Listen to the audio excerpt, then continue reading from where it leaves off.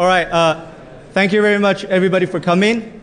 We have a lot of slides, so we're going to go right into it. My name is Wayne Huang, and we have our colleague, Roman, with us, Fernandez. We work for Armorize Technologies. I'm co-founder and CTO to Armorize Technologies. So today we're going to be talking about Drivesploit, circumventing automated and manual detection of browser exploits. What's up there is the Chinese wording for drive-by download, which actually existed for many years before the term drive-by download came about, because this type of attack was quite prevalent in Asia. I was doing research. I was doing black box scanners at that time, and we weren't able to crawl a lot of the web pages because of the dynamic content, so we started to embed IE. And then we wanted to have mass crawling and SQL injection results.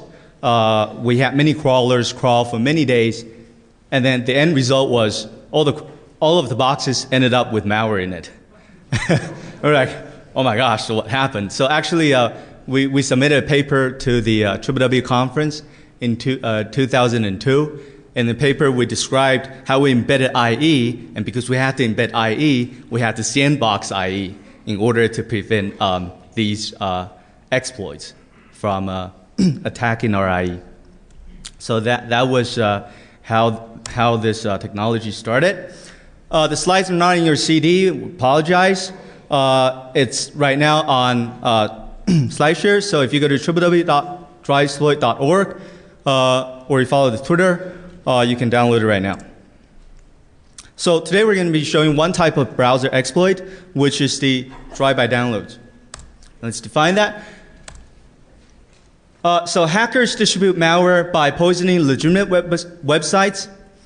And what's typical is they inject malicious iframes into HTML content, malicious iframes into legitimate HTML content. And the affected websites essentially become a delivery mechanism for malware.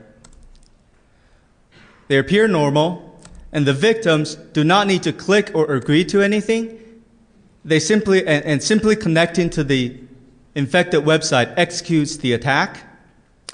Recent incidents include the Aurora incident, which began sometime in June last year until February of this year, when Google reported and the news went to the media.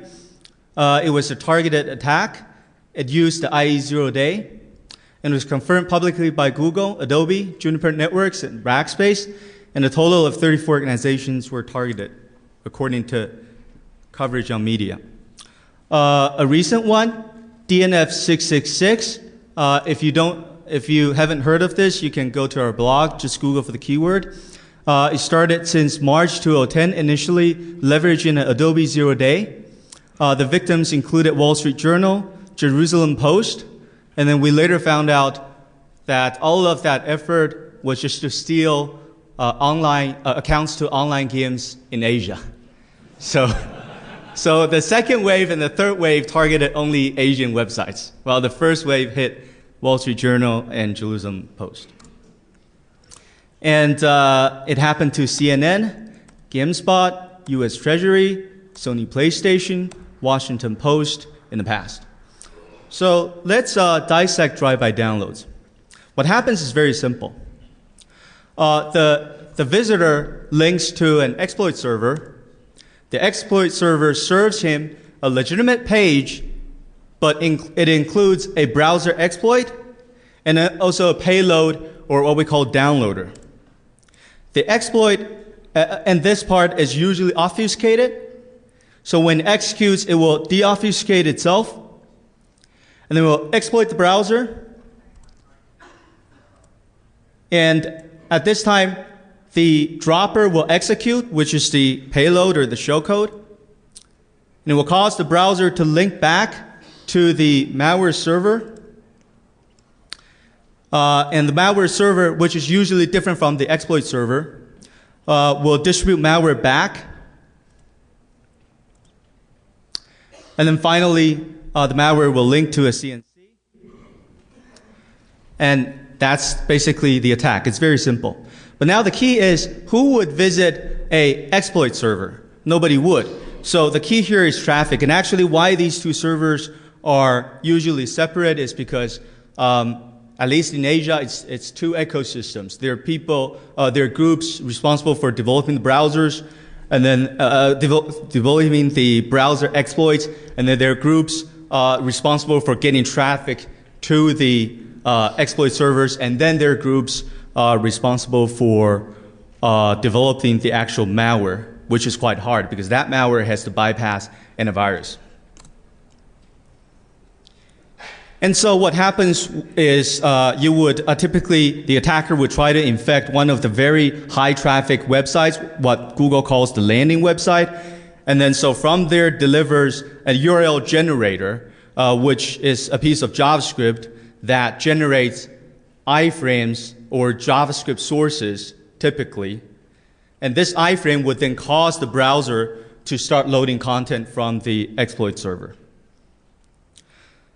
Recent incidents, DNF 666, and then in May to June, there was mass shared hosting compromise, which included GoDaddy, Rackspace, Network Solutions, Bluehost, and DreamHost. Some of these, after being compromised, wasn't used to serve drive-by downloads, but instead other types of malware, such as fake antivirus. But some were after compromise, were serving drive-by downloads.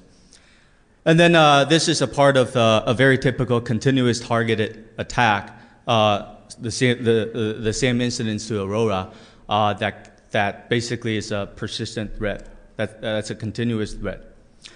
And when this happens nowadays, it's very easy. It's very hard to remove because a lot of times the URL generator is inserted not into just a plain PHP file, but it would disguise itself as a legitimate WordPress or Joomla file, or it would insert itself into a WordPress store procedure or a Joomla somewhere in the Joomla database. So, and it's going to take you a lot of time and a lot of SQL commands to dig that out. And all throughout this time, you wouldn't know how to remove that malicious iframe or malicious JavaScript from your website, and that makes you look very bad.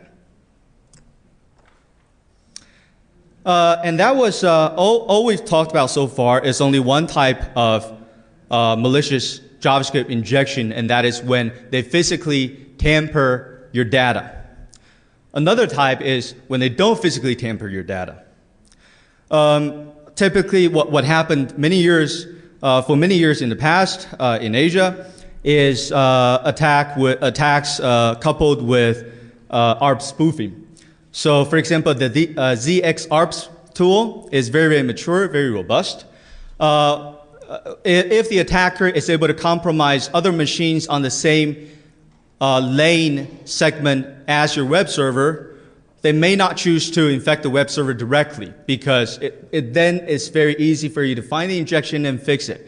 They would compromise another machine that can do ARP spoofing and then would use a tool like ZX ARPS to act as man in the middle, and then it would become the man in the middle, and then it would just basically be passing traffic through, but for every HTTP response that it gets from the server, it would inject a malicious script or iframe and then pass it back.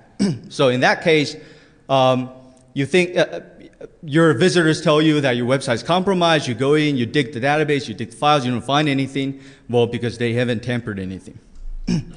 In March 2009, what happened was websites like tw.msn.com and taiwan.cnet.com and other sites was attacked and embedded with malicious content. And down there you can see a Cisco advisory regarding it. The incident lasted a total of 12 days before it was totally contained, because what happened, as we figured out, was the injection was in the middle of the route. So it wasn't on the lane, it wasn't on the web server itself, but it was on one vendor's equipment that was a Layer 4.7 equipment in the middle of the route that was compromised and that was used to inject the iframes. So this is the second type of this type of attack.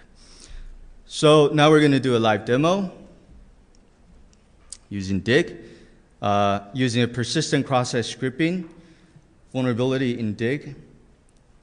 They have fixed this vulnerability already, but our link is still there. So let's go to DIG first. Firefox, where are you?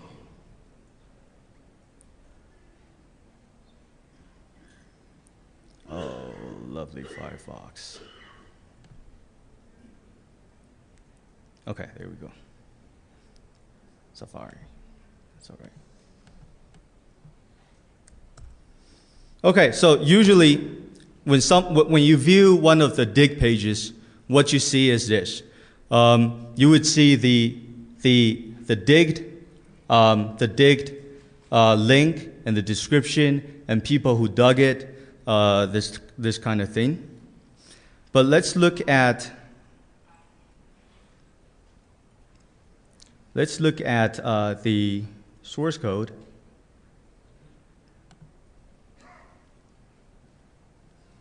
Oh, jeez.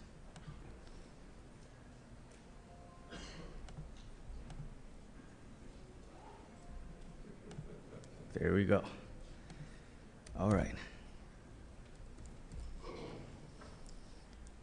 And here you would see that,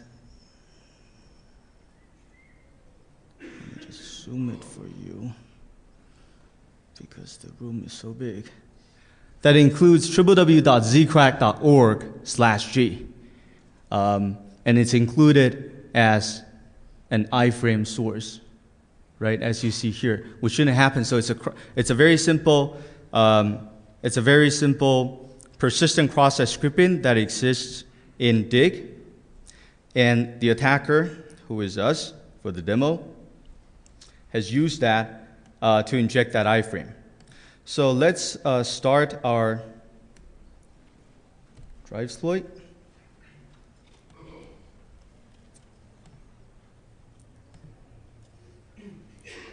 Okay.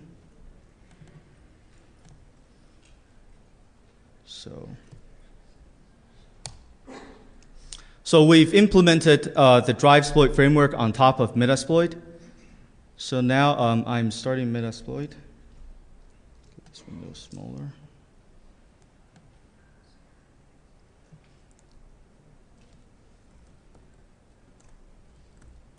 And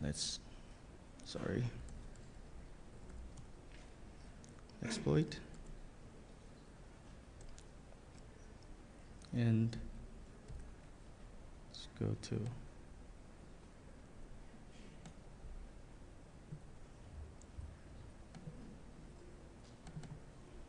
the victim machine. Visit the DIG URL.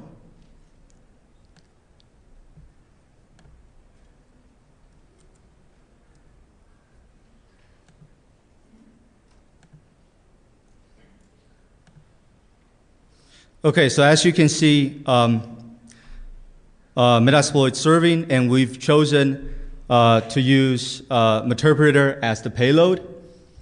And now Meterpreter is starting a new process and Notepad and migrating itself into Notepad. It's completed. Okay, so as you can see, the Internet Explorer is gone, but we now have an open session. Connect to it. See all the processes. So we basically have now a shell into the victim's system. So let's just kill ourselves. And it's attached to actually another process, notepad.exe, so that even though IE is dead, it's all right.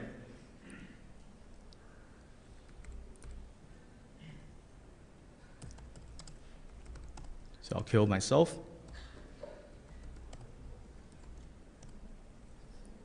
Okay, So that's basically a very simple demonstration of a typical drive-by download process. So what happened was Dig had a persistent cross-site scripting vulnerability. The attacker used that to inject the iframe, and in the backend, Metasploit or Drivesploit was used to serve the JavaScript exploit. Okay, the motivation behind building this. Armorize provides solutions that monitors websites and detect malicious contents 24/7. We use multiple behavior, heuristic, and signature-based technologies. Most technologies are developed on our own, but we also integrate antivirus because behavior-based technologies that we use are very, very costly. And when you have to scan millions and millions of URLs a day, you end up paying hosting companies a whole bunch of money. So we started a while back looking if we can find some antivirus solutions that can be coupled with our behavior analysis. But they're very, very expensive. And so we spent a lot of time testing our own technologies and also selecting antivirus technologies. And the key to this type of testing is how good are we and them at detecting new drive-by downloads instead of old ones. But how do you get new drive-by downloads that don't exist? That's the problem. So we ended up getting the old exploits and then mutating them by hand to generate new exploits, and then testing out all these antivirus technologies in our own. And we ended up writing big messes of code. It was very hard to debug, and it was just taking us a lot of time. So we needed a good framework to help us replicate, manipulate, and mutate exploits found in the wild. Note we didn't say obfuscate. There's a difference, because when we say mutate, we're changing the raw basic JavaScript exploit in its raw form, and not in its obfuscated form, into new derivatives. So Drivesploit is born on top of Metasploit. Initial findings. Antivirus capabilities differ greatly. Desktop and API versions differ greatly in performance, meaning that an antivirus technology which really performs well for its desktop version may perform very poorly for its API version, which is the version that we want to use, right? It's basically a library or a console or an API for us to call. And also cost does not equal to performance. Surprisingly, the most expensive ones may not be the ones with the best performance, at least according to our testing. And so antivirus versus drive-by downloads. So we ended up getting quite confused, and we started calling these antivirus companies, and we were like, the results don't make sense, blah, blah, blah. And like, well, what are you testing? Well, we're testing JavaScript. And then they don't want to answer the call. And we call again, and we're testing JavaScript. Well, can you give us some explanation? Well, JavaScript is sissy stuff, We don't. So JavaScript to them is not hardcore stuff. Maybe it's true, right? I mean, yeah, PEs and everything and assembly, these are very hard. But unfortunately, we have to deal with JavaScript when we deal with drive-by download. And so, according to their explanation, as you can see in our drive-by download process, the URL generator is JavaScript, the exploits are JavaScript, the malware itself is the PE binary, and they'll say. And this is what they said, well, we'll detect this part. So during the drive-by download detection process, if in the end that's going to exist and we're going to detect that. But unfortunately, that's not the case. Why? Because usually a malicious domain serving that piece of malware is going to be taken down 2-3 days later, but the injected domain, such as dig.com, the injection is still going to be there for a long time. And although that piece of malware is not valid anymore, is not active anymore, we still want to be able to detect that. The other thing is, nowadays, a lot of DNS, a lot of ISPs, when they find out that domain is malicious and serving malware would block that domain, even though that domain is still active. And then sometimes it's just the, in the economy, the subscription period is over. You bought us, you paid us to serve for 2 days. It's now past the period. You haven't paid up, so we're temporarily shutting it down. That doesn't mean that we're not going to reopen again. And so we want to focus on all of the JavaScript. And that's why we can't just rely on PE detection. So the deal here is ECMA scripts, which is JavaScript, VB script, Adobe JS, and ActionScript. And so we want to take this part out. Okay, we want to take this part out and replace the exploit server with Metasploit and use Meterpreter or something similar as payload, which basically does memory injection instead of trying to download a piece of malware and writing it to disk and have that malware do the malicious stuff. We want a payload such as Meterpreter, which also exists in the wild. And so that we can test this out, and we can test out the abilities of technologies just detecting the injected JavaScript or the JavaScript exploits. So drive-by downloads, what do they want to do? They want to avoid detection at the victim's desktop. They also want to avoid detection by UTM's gateways. And they also want to avoid detection by automated monitors, which are services like those that we provide, or live for as long, and they basically want to live for as long as possible. So, conclusion. What are we going to do? First, reduce exposure. And you do that by selectively. Serve selectively. For example, you can serve only to each IP only once. You lock the IP that you've served to. Because if the visitor visits you for the first time and your exploit doesn't succeed, forget about it, right? But don't serve to him the second time because he might be somebody working at an antivirus company. Avoid detection and analysis. Then you got to mutate well. So Drivesploit basically is trying to mimic these two goals of drive-by downloads. Serve selectively. So at the HTTP level, this is what we implemented into Drivesploit. Serve only to fresh IPs. Serve only to particular referrers. This happened to the Gumbler mass SQL injection that happened in Japan. And few security vendors were able to detect this on the spot when it exploded, because Gumbler was very selective about the referrer. It only served to referrers from Google. And in our case, in our example, for example, since we've infected dig.com, we can also specify, well, we are going to only serve to referrers coming from dig.com. Makes sense, right? If you're connecting to us directly, sorry, you're not somebody that we want to infect. We want to keep our 0-day for a bit longer. Particular agent strings, so that we only serve, if this exploit is for IE7 only, we want to serve to IE7 only. If you connect with the Firefox, we want to serve to you. If you're a Google crawler, if you're a Yahoo crawler, we don't want to serve to you.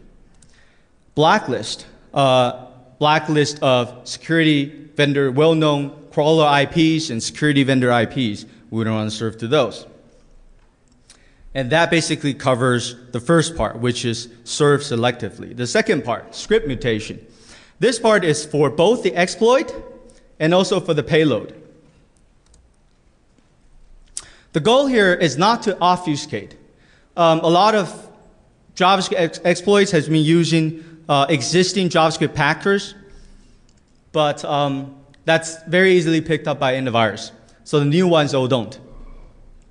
The goal is not to obfuscate, but it is to mutate the raw form and bypass signatures. So we want to try not to have fixed components when we generate the JavaScript code or the new mutated JavaScript code. And we want to try to use common operations. So we don't want to use rare operations that nobody used, because then antivirus can say, well, this operation, only 0.01% of JavaScript use those, and they're mostly exploits. We don't want to have those. So this is basically what makes up of a JavaScript exploit. There's a shellcode, there's the memory correction part, heap spray, and trigger. This is how a piece of shellcode looks like. Basically, just a very long list of strings, which converts to bytes. This is the memory corruption part. Oh, we're using IE peers as our example here. Memory corruption part, and we're using the exploit that's provided by Metasploit for IE peers vulnerability. And this is the heap spraying part. And finally, this is the trigger. This is the actual trigger that would execute the piece of malicious JavaScript. And then usually this whole part is sometimes, especially in the old days, obfuscated into a big blob, and then deobfuscated. So there's the obfuscated form and there's the primitive form, as we've mentioned in a previous slide. And so you would start with the trigger, and the trigger would then cause the deobfuscator to deobfuscate the blob, and then execute the the heap spray and then the memory corruption. So with this entire part, the primitive or raw form, we want to mutate, and then for the triggering part, we want to prevent in case we are inside a sandboxed or detection environment. So we want to know if we're inside a sandboxed environment, then we want to prevent ourselves from executing anything. So mutation features implemented so far. We've implemented 5 main features so far. One is JavaScript random variable auto replacement. It accepts a piece of JavaScript. It parses the JavaScript according to the JavaScript grammar. It identifies all names, including variable names and function names, and it auto replaces those variable names and function names with random names. There is already a class in Metasploit called obfuscate.js that does similar things, but you have to identify all the names yourself for it, which is very error prone in our testing process because sometimes we just miss some variables or function names. And also when we do that, it just creates a big mess. So we want to have one function call and say, this is a piece of JavaScript. Replace all the variable names and function names with random variables of our definition. We want every random variable to be of 4 to 10 characters in length. So right now it's all random. We're thinking about adding a dictionary to it so it doesn't look strange, right? If a dictionary of, 1,000 words, that may work. And passes back the new JavaScript and a vector of old new name mapping. So you know which of your variable is replaced with which name. And this is how you actually use it in Drivesploit. The second one is very, very commonly used. It's called JavaScript concat string obfuscation. So this is how you use it. Basically, you call it, and you give it a piece of string, which can be the shellcode. And this is Metasploit, as you know, has a lot of encoders already. But when you're putting shellcode inside JavaScript, you have a lot of ways to further obfuscate that piece of shellcode because you can execute JavaScript. So this is a very commonly used but very effective algorithm, and that is I give you a piece of JavaScript, a piece of shellcode, and then you split the strings, and then you generate JavaScript that add the strings back and pass me back the JavaScript. So I'll show you how this works. This, for example, is our shellcode string. We would randomly chop it according to how you want us to chop it. So, for example, chop every 4 to 8 characters. We randomly chop it into segments. We would then assign the segments to variables, okay, to layer 1 variables, and then we would scramble these assignments so that they look like this. All right, so now as you can see, the middle section appears first. This makes it very hard for heuristic-based pattern-based detection algorithms. So that's layer 1, and then we would do layer 2, right? We will add these. We would then add these two together into layer 2 variables, and then we would Then again, scramble these. Okay, and we'll continue until we added everything together. So finally, this is the script that will be passing back to you. Of course, all the variable names are going to be randomized. They're just put this way for easier reading. And D1 is underlined because we're going to give you this whole new chunk of JavaScript and the variable name so that you know that that variable name in the end contains your shellcode string. The third one is JavaScript random text insertion. And what it does is it's also very commonly used in the wild. What we want to do here is the goal is not to beat antivirus. The goal is to simulate what's been used in the wild so that we can compare technologies. So this function call would ask us to ask Drivesploit to generate a random four character string and then insert into the original string for every 6 to 10 characters. And then we'll return you the new string. And number 4 is numeric literal mutation.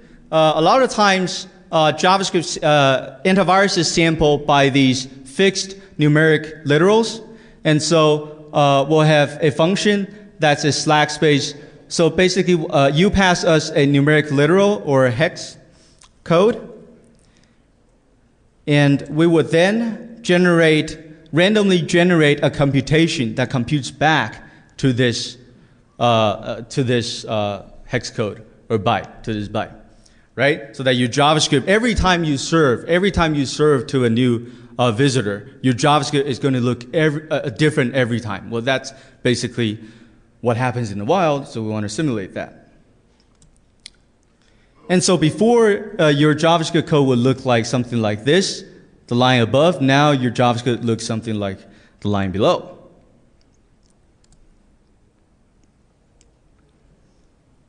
Okay.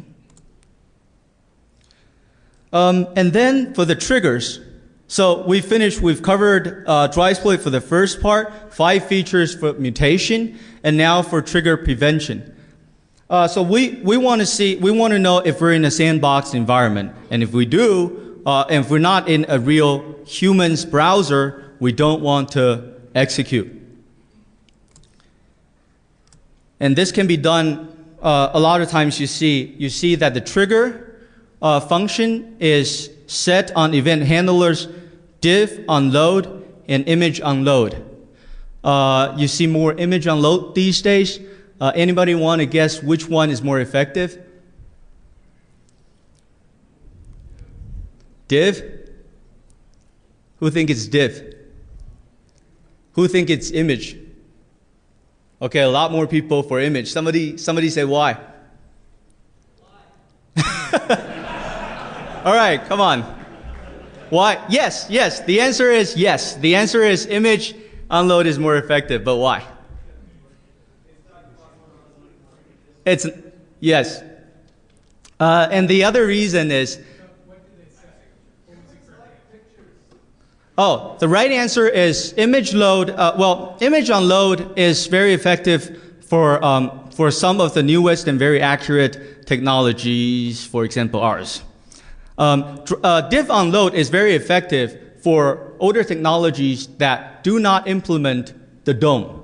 Okay, so basically you take SpiderMonkey or Rhino and use it as your JavaScript interpreter. These JavaScript interpreters don't have the DOM. Newer technologies like JS Unpack or VeriSign implements the DOM objects themselves, right? So if you're only using a JavaScript interpreter, because it's very hard to reuse IE, so typically we use some versions of Firefox, or just some versions of either SpiderMonkey or Rhino, some versions of open source JavaScript interpreter. And div unload is very effective for that, for the older ones, because they don't have the DOM. They don't have DOM implementation. Image unload is effective for technologies that really sandbox IE and run IE as the detector. And the reason is because, IE has image unload, but what happens is when you're crawling millions of pages a day, this introduces a lot of bandwidth. And bandwidth and loading big images is just very, very costly. And so there's a feature in IE to disable image rendering, right? You click on Tools, Options, and you can disable image rendering. When you and some vendors do that, and when you disable that, image on load doesn't fire. Okay, so they pretty much figured out what these detectors are, what these detectors are doing to detect them. A third one is also very commonly used. It's just some do-while loop, some arbitrary do-while loop. But if you see here, what's here is in a do-while, there's an extra semicolon, which is actually a grammatic error. But IE is so smart that it can recover from that and continue, while SpiderMonkey or Firefox just throws an exception. So if you're using some versions of SpiderMonkey, it would throw an exception and then it wouldn't execute. While if you're a user using IE, and if I'm serving you an IE-based IE exploit, then it would work just fine. Oops. Sorry about that.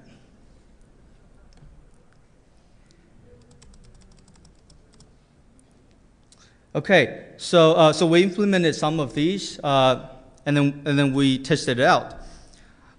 So we implemented these in Drivesploit, and then we generated the XML files, and then we uploaded them to VirusTotal, and we used IE peers as the JavaScript exploit. The plain IE peers on VirusTotal hit 17 detections. And randomizing variables, although it was pretty hard to do, considering we had to parse JavaScript, wasn't really effective. So in Taiwanese, we call this bo cai. It means too bad for us. When we used random text injection into the shellcode itself, we brought this down to 13. So from 17 to 13, which is good. When we use random variables plus string shellcode string injection plus concatenation, meaning splitting it up, we ended up with 11 out of 42. So from 17 down to 11. So at this point, we pretty much thought that since we reduced 6 of them, we pretty much thought that roughly 6 of these antivirus detectors were based on the shellcode itself. Okay, so when we completely scrambled the shellcode, we only bypassed 6 of them, while the others was also sampling the rest part of the JavaScript, which included the memory corruption part and the heap spray part and the trigger part. And so when we used concatenation of shellcode plus the rest of the code, it came down to 1 out of 62, which was very good. Oh, which one? It's down here. It happens to be down here. So it happens to be down here. And this one, to be honest, is very good. Okay.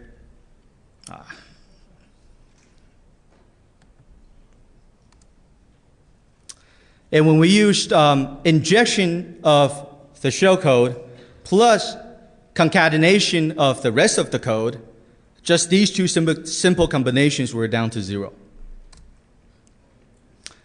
And adding random vars, of course, the same.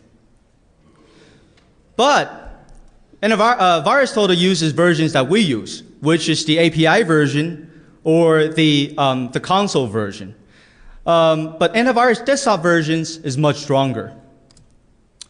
Why? Because they can monitor host environment, they hook into browsers, so it's easier for them to get the raw form of exploit. If you hook into the browser, you can see exactly what the JavaScript engine is doing if you hook deep into the IE JavaScript engine, and as soon as you create a new variable with the raw form of shellcode, then I can say, boom, you're an exploit. so. And they can also do behavior analysis. For example, buffer overflow behavior or download to file behavior, which makes detection a lot easier.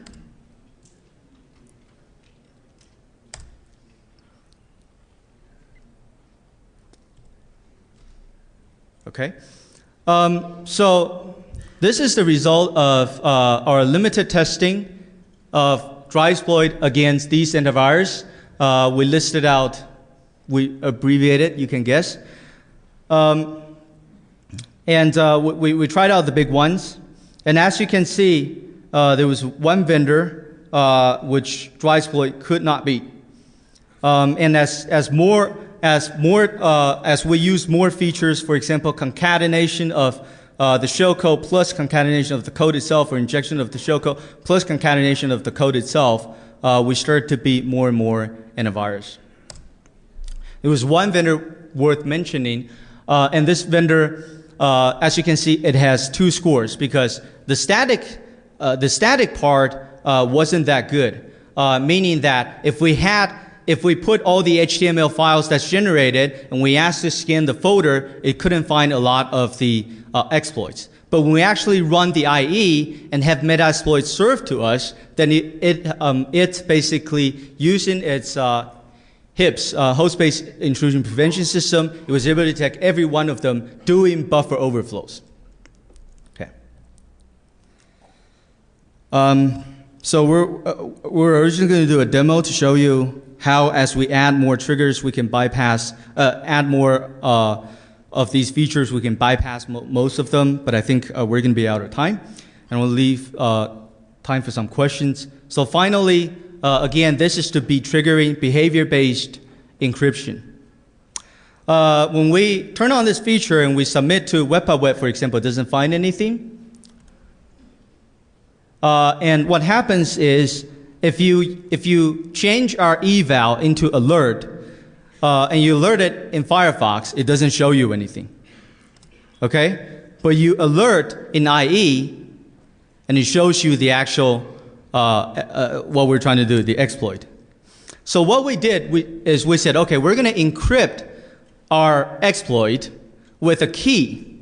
And that piece of key can only be generated if you are the correct target browser. So if you're IE7, then if this exploit is for IE7, then only IE7 is going to be able to generate that key.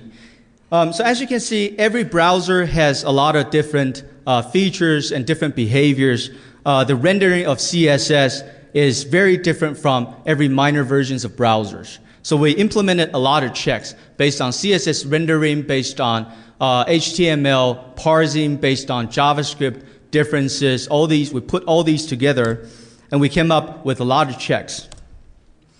So you would say, okay, this exploit works only for IE6. Give me an encrypted version of my JavaScript exploit and give me JavaScript to generate the decoding key.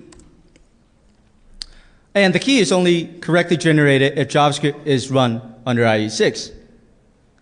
So what we would do is we would say, okay, in order to correctly detect IE6, we're going to use this subset of our checks: 1, 3, 4, 6, 8, 9, 12, 14. All right, and we're going to generate. We're going to assign them to each variable. We're going to generate this piece of JavaScript to be served together with the exploit, and then we would generate the correct answers. If you are IE6, the correct answers should be those. And then we would scramble it up. So as you can see, the R value is scrambled up, but the L value, which is ABCDE, remains the same. And that effectively scrambles up the bits, the correct bits. Which means, although we're serving to a lot of IE6, we're generating a one-time key for every browser. So it's not like IE6 always has the same key, right? Because of this randomization.